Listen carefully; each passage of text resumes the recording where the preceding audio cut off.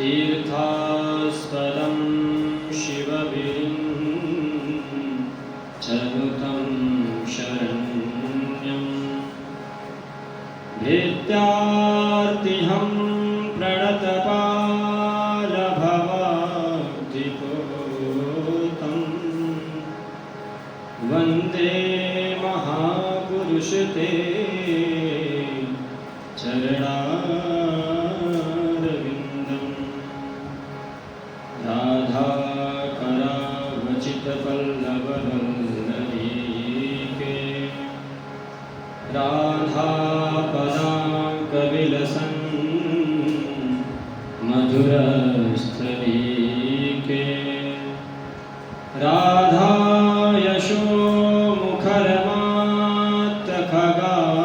राधायशोमुखरमात्तखगावलीके राधा विहार विपिने रमतां मनो मे यं प्रव्रजन्तमनुपेतमपेतकृत्यं द्वैपायनो विरहकातराजुहाव पुत्रेति तन्मयतया तरवो विनेदोष तं सर्वभूतहृदयं मुनिमानतोऽस्मि नारायणं नमस्कृत्य नरं चैव नरोत्तमं देवीं सरस्वतीं व्यासं ततो जयमुदीरये। जय जय श्री राधारमणे, जय जय नवल किशोर, जय गोपी चित चोर प्रभु, जय जय माखन चोर। जगत मात मातेश्वरी, जग की पालनहार, कृपा राखियो दास पर, करियो भव से पार, रखियो लाज हार। बोलिए भागवत भगवान की जय। व्यासनंदन आदरणीय श्री सुखदेव जी महाराज की जय। श्री परीक्षित जी महाराज की जय। आइए अपने मन वाणी अंतःकरण को पवित्र करने के लिए कुछ क्षण श्री हरि नाम संकीर्तन करते हैं, फिर श्री भागवत में प्रवेश करेंगे।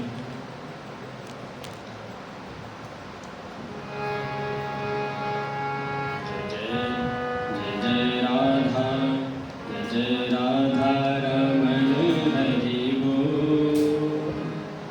जय जय राधा रमण हरि बोल। जय जय राधा रमण हरि बोल। जय जय राधा रमण हरि बोल। जय जय राधा रमण हरि बोल।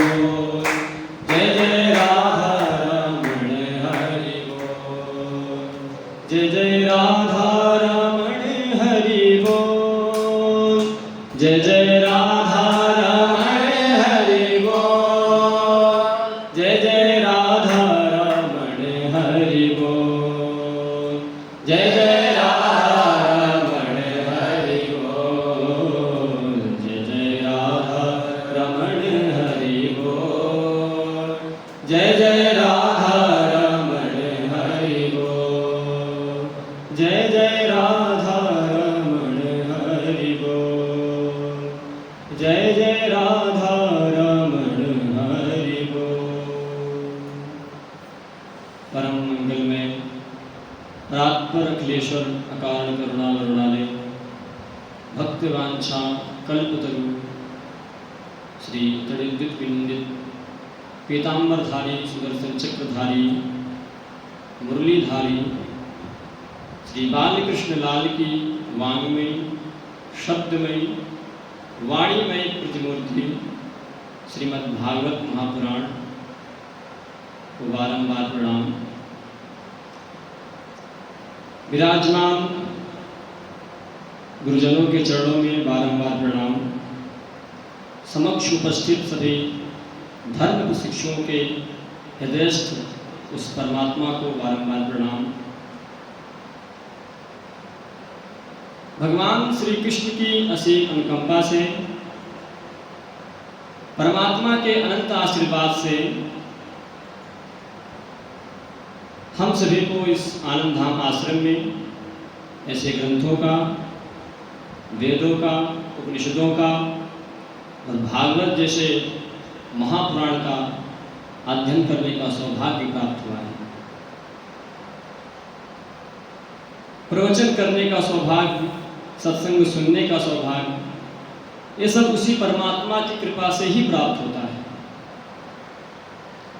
ये जो सत्संग हम लोग सुनते हैं, सत्संग करते हैं, जो भगवान की कथाओं को सुनते हैं, ये सब उसी परमात्मा की कृपा से ही प्राप्त होता है।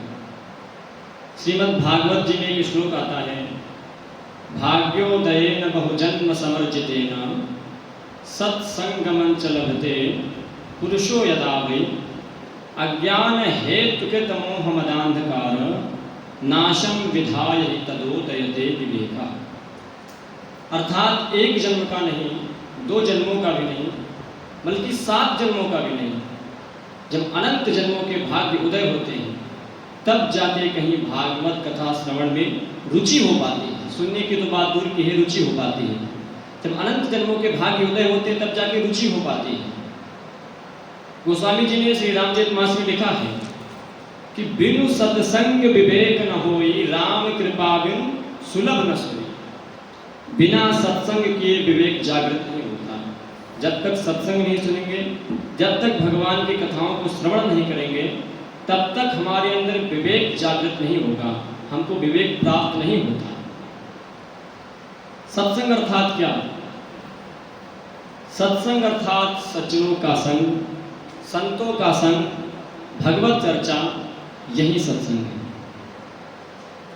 तो किसी ने पूछा भाई सत्संग से होगा क्या? सत्संग से होगा क्या? तो सत्संग से बताया कि भी कोई मनुष्य भगवान को नहीं मानता हो, दुराचार में प्रवृत्त हो, नित्य प्रति वो दुराचार करता जा रहा हो, उसकी दुराचार में स्थिति बढ़ती जा रही हो, वो नास्तिक हो गया हो, और यदि वही व्यक्ति भगवान की कथाओं को सुनने लग जाए, सत्संग करने लग जाए, नित्य प्रति भगवान की लीलाओं को वो सुनने लग जाए, तो निश्चित ही उसके जीवन में परिवर्तन आता है, निश्चित ही उसको भगवान की भक्ति प्राप्त होती है और श्री कृष्ण चरणों में उसकी प्रीति हो जाती है। पता नहीं कितने उदाहरण इसके हैं कि जो लोग सत्संग को सुन करके, भगवान की कथाओं को सुन करके, जिन्होंने शराब छोड़ दिया, नशा करना छोड़ दिया, दुराचार में प्रवृत्त थे, उन्होंने दुराचार छोड़ दिया। क्यों? सत्संग के प्रभाव से। उन्होंने सत्संग को सुना, भगवान की लीलाओं को सुना, उनकी कथाओं को सुना, उससे उनके जीवन में परिवर्तन आया और उन्होंने दुराचार छोड़ करके सदाचार को अपना लिया।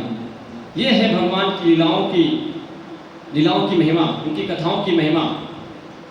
इससे लोगों की भगवान के चरणों में प्रीति और बढ़ जाती है। तो किसी ने पूछा है सत्संग प्राप्त कैसे होगा? तो गोस्वामी जी आगे कहते हैं, राम कृपा बिनु सुलभ न सोई। बिना राम जी की कृपा से सत्संग हमको प्राप्त हो जाए, हमको भागवत सुनने का मौका मिल जाए, सौभाग्य प्राप्त हो जाए, असंभव, ऐसा हो ही नहीं सकता। जब तक राम जी की कृपा हमारे ऊपर नहीं होगी, भागवत जी की कृपा हमारे ऊपर नहीं होगी, तब तक हमको भागवत सुनने का सौभाग्य प्राप्त नहीं होगा। जब स्वयं भागवत जी ही कृपा करेंगे, तब जाके कहीं हमको भागवत सुनने का सौभाग्य प्राप्त होगा। तो हम आप सभी लोग बड़े ही भाग्यवान हैं, बड़े ही भाग्यशाली हैं कि हमको भागवत सुनने का, भगवान की लीलाओं का रसस्वादन करने का, उनकी कथाओं को श्रवण करने का ये सौभाग्य प्राप्त हुआ है। तो आप सभी लोग बड़े ही ध्यान से और अपने मन को भगवान के चरणों में लगा करके भगवान की लीलाओं का श्रवण करेंगे। तो आइए श्रीमद् भागवत जी के महात्म्य में प्रवेश करते हुए प्रथम श्लोक में प्रवेश करते हैं।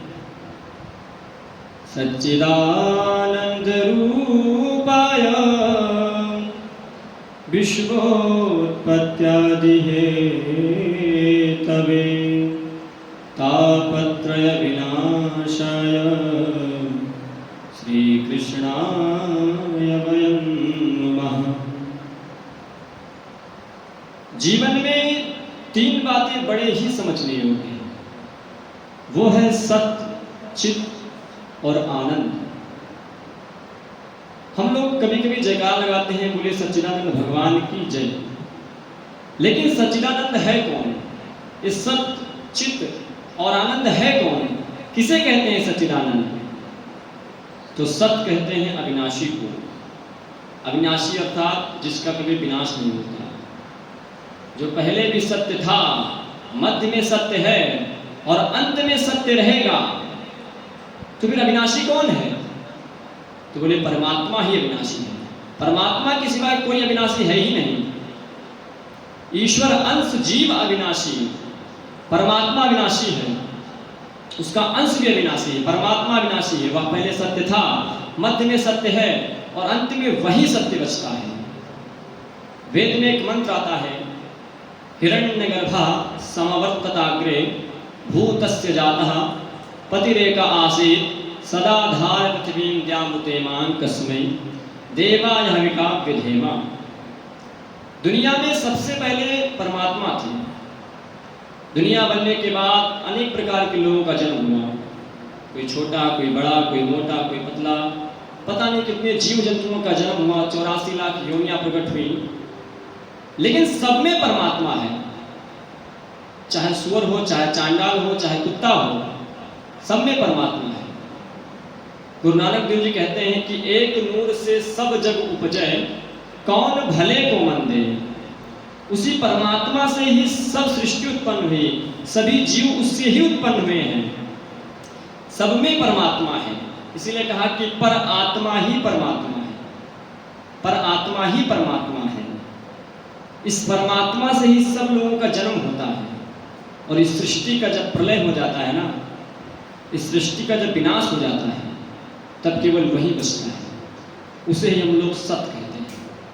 सत अर्थात सत्य और सत्य अर्थात सत्य। देखो, हम संसार में कहीं भी किससे भी झूठ बोल सकते हैं।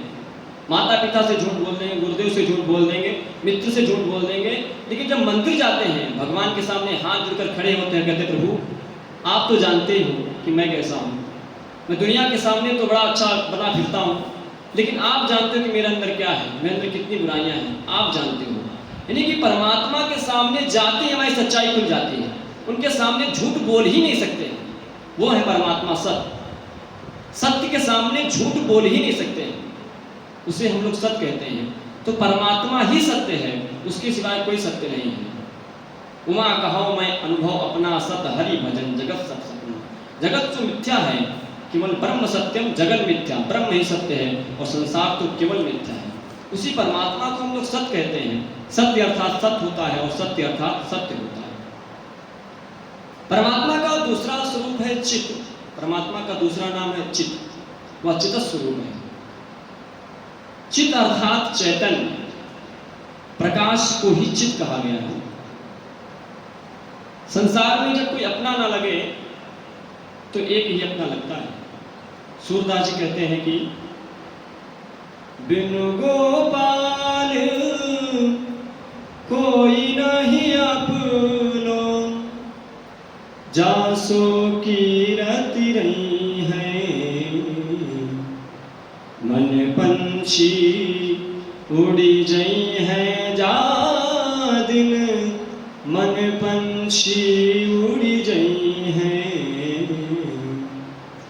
ता दिन तेरे तन तरुवर के, सब ही बात झड़ी जई है।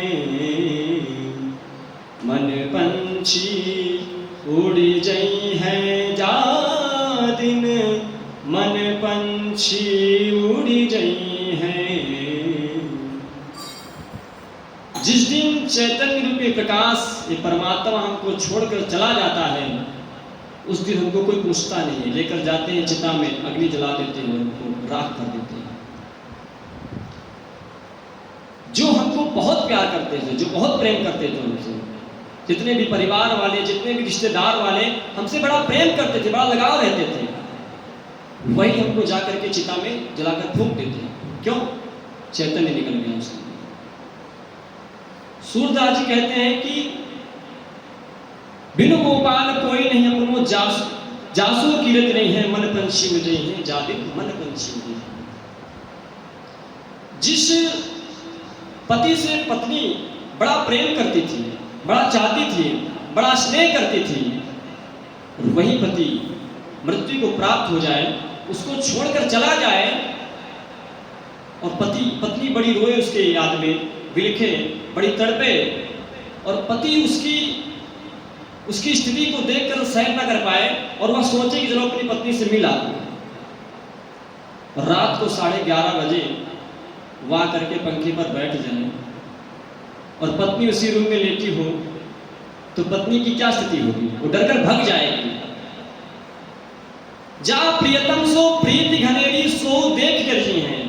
जिस प्रियतम से अपनी वो पत्नी बड़ा प्यार करती थी, बड़ा लगाव रखती थी, वो भी देखकर डर जाएगी।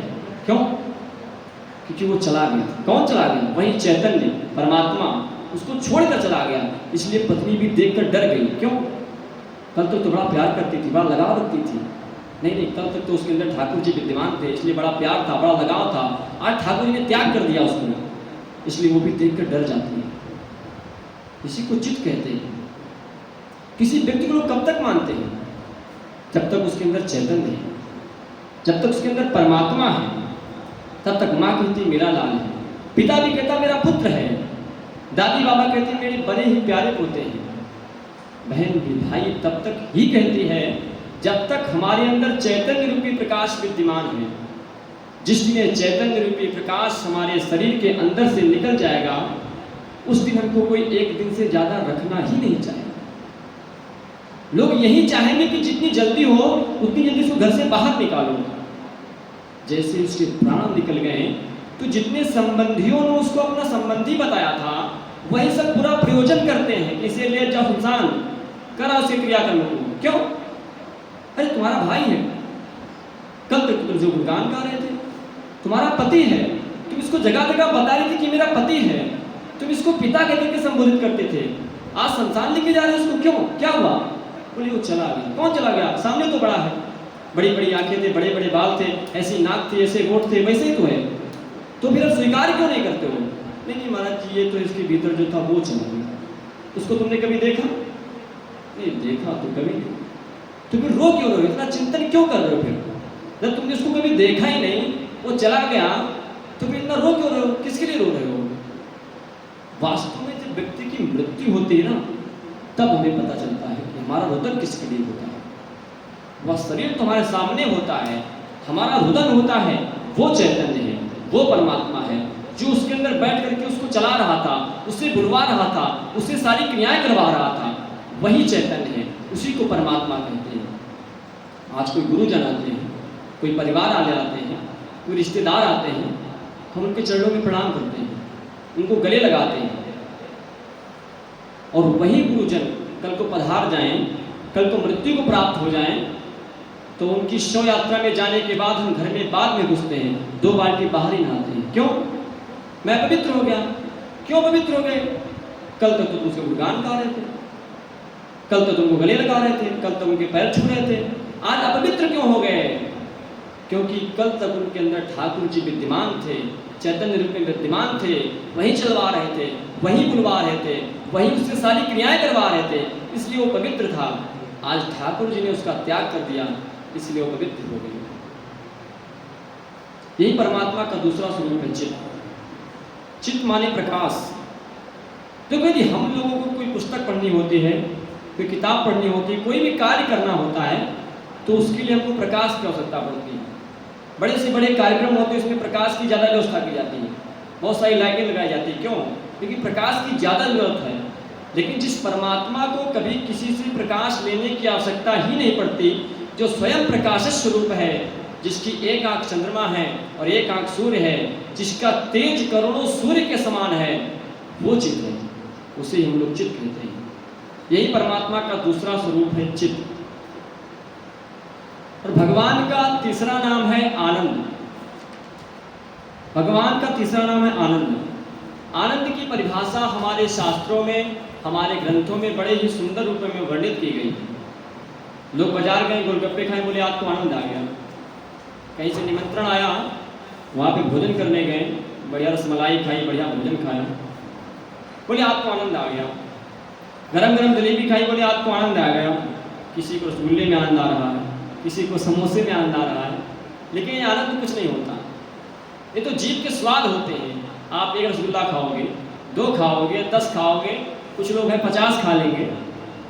50 के बाद तो देखने की भी इच्छा नहीं होगी, क्योंकि स्वाद भर गया है, जीभ ने इसका त्याग कर दिया। जब हमको कड़वा लगता है तो हम मीठे खाने की इच्छा होती है, और जब मीठा खाते हैं तो फिर कड़वा खाने की इच्छा होती है, कुछ चटपटा मिल जाए। ये तो जीभ के स्वाद है, बदलते रहते हैं। आपको गर्मी में बड़ा अच्छा लग रहा है एसी कमरा, उसमें आप सो रहे हैं, बड़ा आनंद ले रहे हैं, उसमें आपको आनंद आ रहा है उसी में। और ठंड में क्या होगा? ठंड में एसी चला के दिखाओ, 1 घंटे भी आप शून्य हो जाओगे फिर, हैं? तो ये तो मतलब कि सांसारिक सुविधा है, ये आनंद नहीं होता है। आनंद जो है परमात्मा का रूप है। दुनिया में जितनी भी चीज़ें हैं उनका कुछ ना कुछ उल्टा होता है, लेकिन आनंद का उल्टा कुछ नहीं होता है। देखो, मजा एक अलग चीज़ है और आनंद अलग चीज़ है। मजा का उल्टा सजा होता है, लेकिन आनंद का उल्टा कभी कुछ नहीं होता। मजा तो संसार में है, लेकिन जो आनंद है वो परमात्मा में है। और जिस संसार के पास आनंद है ही नहीं, वो आपको क्या आनंद देगा? आनंद तो परमात्मा का रूप है। आनंद तो परमात्मा का रूप है। जब कथा में जब भगवान श्री कृष्णचंद्र जी का जन्मोत्सव होता है, तब बोलते हैं, नंद घर आनंद भयो जय कन्हैया लाल की। नंद घर छोरा भयो क्यों नहीं बोलते हैं? क्योंकि भगवान साधारण आदमी नहीं है, वो आनंद स्वरूप है, इसलिए परमात्मा को आनंद कहा गया। अवध घर आनंद भयो जय रघुवर राम की। परमात्मा का जो रूप है ना, आनंद स्वरूप है, आत्मा के ज्ञान का स्वरूप है। इसलिए सत्य भी श्री कृष्ण है, चित्त भी श्री कृष्ण है, और आनंद भी श्री कृष्ण है। इसलिए जो सत्य, चित्त और आनंद है, ये हमारे श्री कृष्ण और श्री राम ही हैं। बोले सच्चिदानंद भगवान की जय।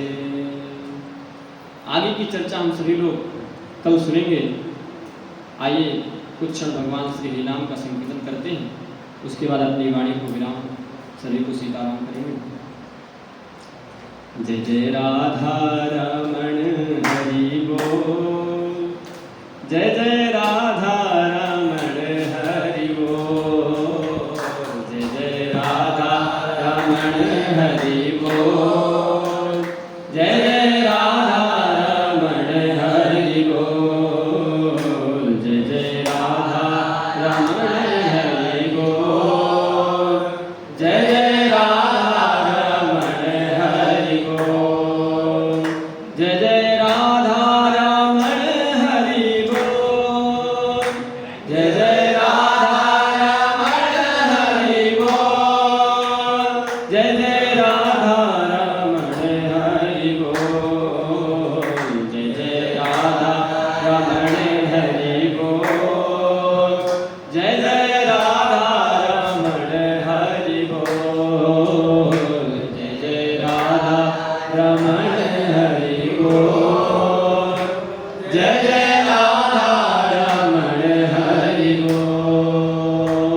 जय राधा रमण हरि बोल, जय जय राधा रमण हरि बोल।